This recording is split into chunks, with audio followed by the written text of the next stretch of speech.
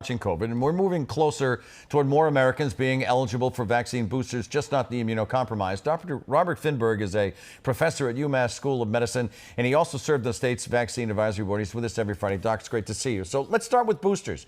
You were part of the initial rollout for vaccination. So what do you think that looks like? And we all remember the frustrations at the very beginning. Are we back in the same territory again?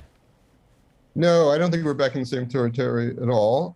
We are looking at boosters coming in the hopefully the near future, as soon as the FDA looks at all the data and approves that. And I think it's going to go much more smoothly. In the meantime, I think people should know that 2 shots of the Moderna or Pfizer vaccine are very effective in preventing severe disease, as is 1 shot of the J&J vaccine. Speaking of J&J, and this is the most common question that we continue to get here in the newsroom, as we talk about boosters, what does this mean for the folks who got the J&J shot?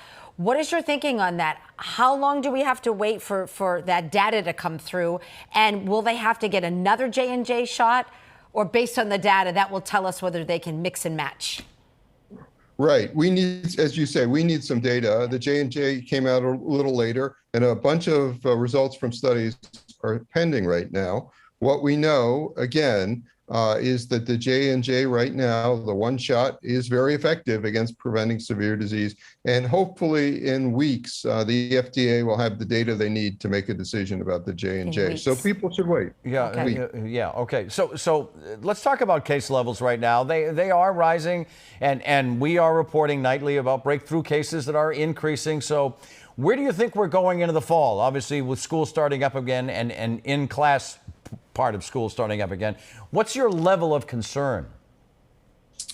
Well, I'm concerned, but there's no reason to panic.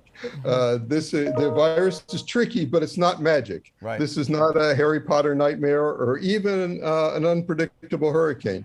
We know that the vaccine prevents severe disease. People should get it.